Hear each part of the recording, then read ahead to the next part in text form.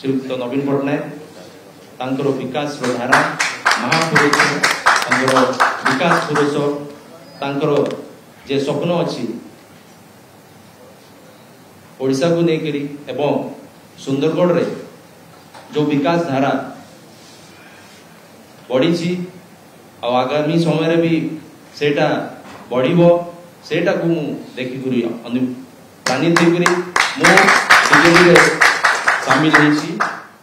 आउ मु मोर बापांकर भी आशीर्वाद अछि तांकर अवदान अछि कि आपण माने मते चिनी पारले आउ आगामी समय रे जहाँ भी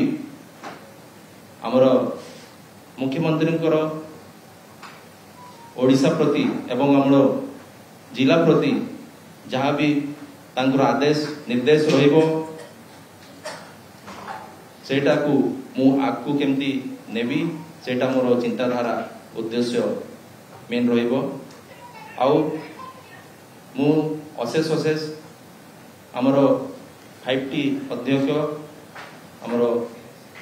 VK पांडियन महोदय एवं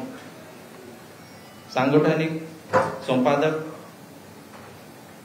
प्रणव प्रकाश दास महोदय समस्त को मु धन्यवाद देवाई चाहिए।